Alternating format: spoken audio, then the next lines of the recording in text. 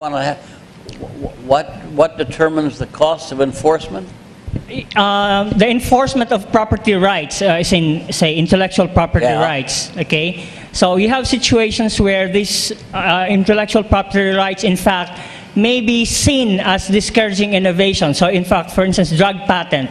You have so many patents from here and there, and you can hardly put together a product that is innovative enough to address problems in society. So that situation may not be ideal for society at large. Okay, well that's a good question too, and it's one that actually is the subject of a great deal of research. In fact, two of my colleagues at Washington University spend all of their time doing nothing but exploring whether patents and trade secrets are worthwhile or not, because they are so abused in the way in which they're devised that they may prevent really the development of more imaginative and creative work rather than encouraging it. And so, yes, you would like to have temporary monopolies for people with new ideas. But no, you do not want to have the temporary monopolies get extended forever.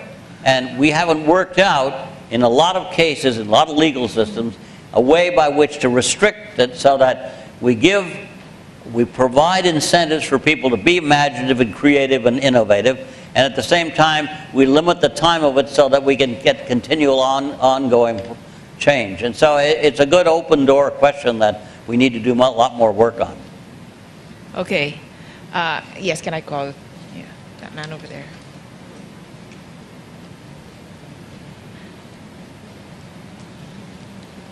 I'm Wilfrido Villacorta, proud to be a UP alumnus.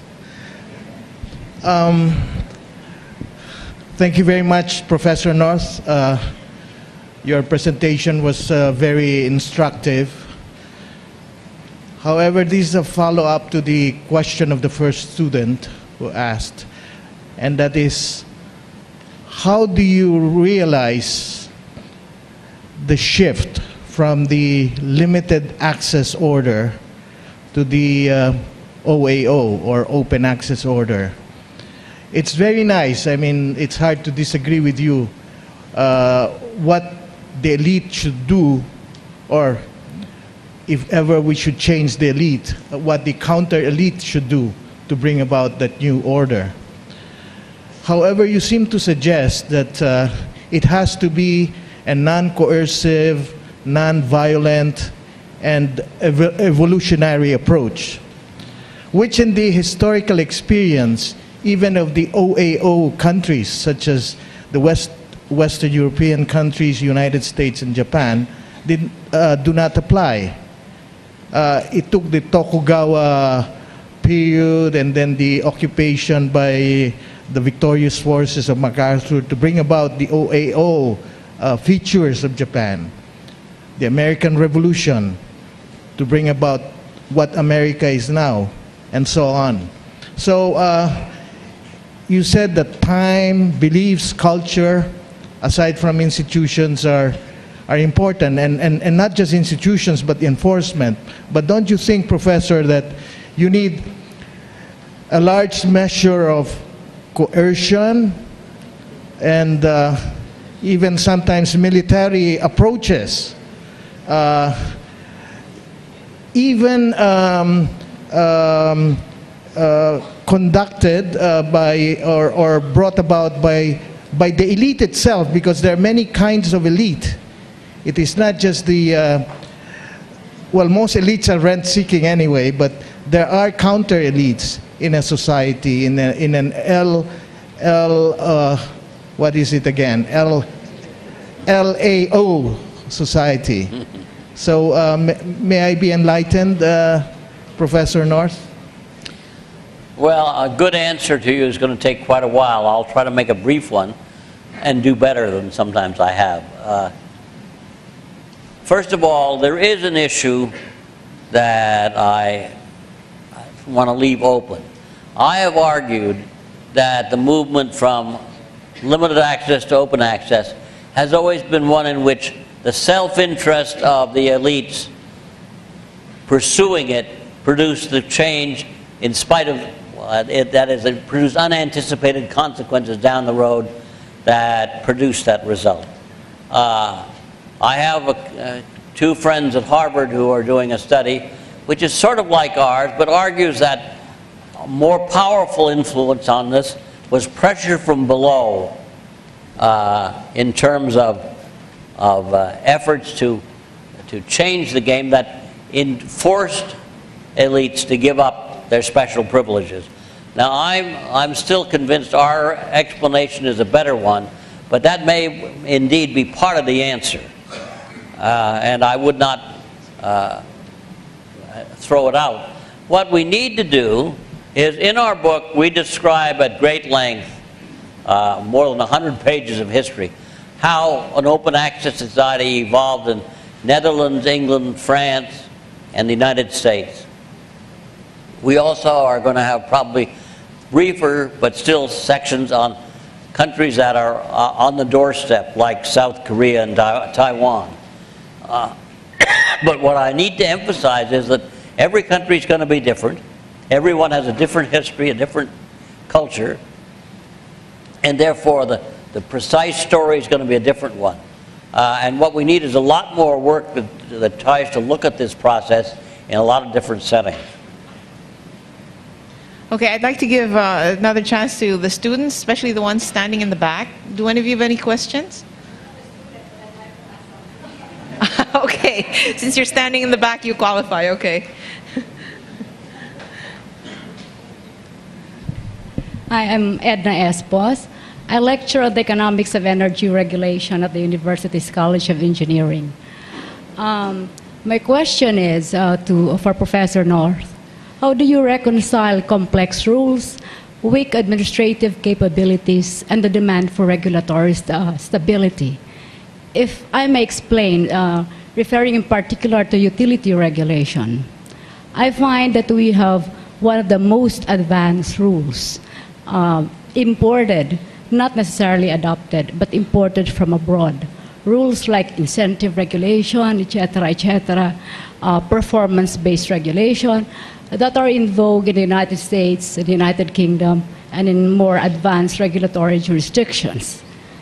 But when I analyzed the rules, I found two things. They struck me. First, I have gone over the Electric Power Industry Reform Act, and I find that they offer perverse incentives for efficiency.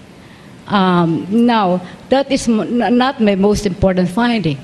My most important finding there is that the rules, especially in utilities, are so general that the implementation is left to the regulators.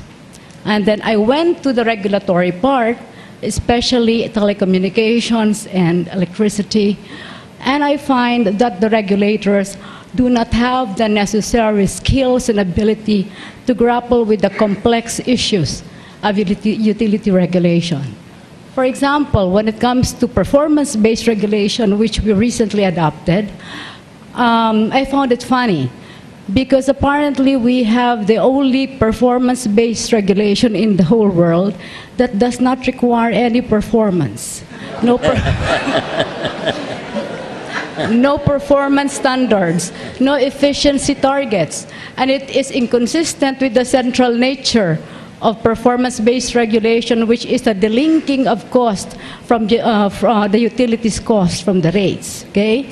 Now, this is not unique to the utility area. What happens is, here I've found, and I've worked with the government too before, when we find that something is not working, we change the rules. And then everyone screams about regulatory instability, the foreign chambers in particular, and we are very sensitive to what the foreign chambers say. And when the consumers want to change the rules and runs to the Supreme Court will say, well, we are not a trier of facts, okay? But what strikes me is a line that I have recently read in some of the Supreme Court decisions, which says that we presume that the regulator has the expertise to assess and evaluate technical questions of this kind. Incidentally, that is not original.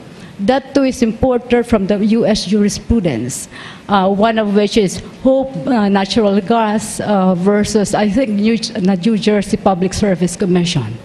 Now, so what I am trying to say here is, I find a situation where our complex rules, but regulators have weak administrative capability.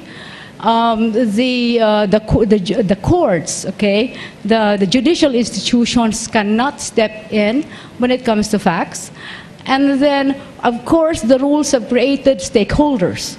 And as you have said, once in your book, and incidentally, I've been reading your books for the past 5 years, once stakeholders are created, then change becomes very difficult to accomplish. So given this situation, what are we to do?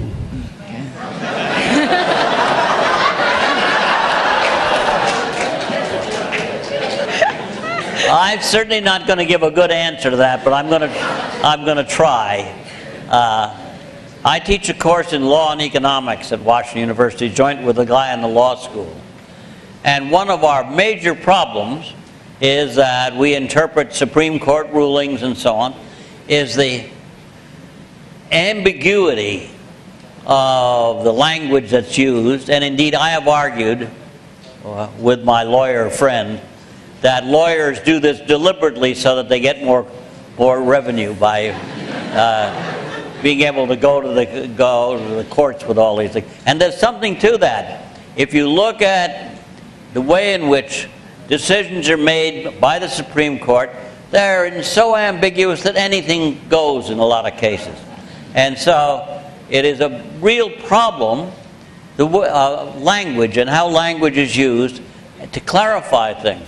Now, I think that's a big problem, and one of the things that we spend a lot of our time in this course, since it's a course in which we take judicial decisions that affect performance and explore how they work in various settings, a lot of what we're concerned with is the ambiguity of language in all its forms that makes it difficult. That's not a good answer, but it's as good as I can give you it. It's something we need to do a lot more work on, because a lot of the differences of opinion we have, a lot of the conflict we have, are as much the ambiguity in the language as they are other things. Okay, we have time for only 2 more questions. Are you a student? I hope 2 more that I can answer better than I did that one. Go ahead. Good afternoon. My name is Ferdinand Uko from Asian Center of this university. First of all, I'd like to sincerely thank you for writing the book Institution and Institutional Change, which I cited extensively for my PhD thesis. My interest basically is on the relationship between culture and institutions. We know that culture, the relationship, has an implication on economic performance. Some analysts actually, when I was doing my literature review, some analysts were hesitant in looking, trying to characterize culture because of the sensitivity to other countries. But anyway, my question is, do you think in your studies of different developing countries and their culture, do you think there are lousy culture that hinders economic development? And how do you think can we, lousy cultures that are incompatible with the proper functioning of the market, and how do you think can we address this problem? Thank you.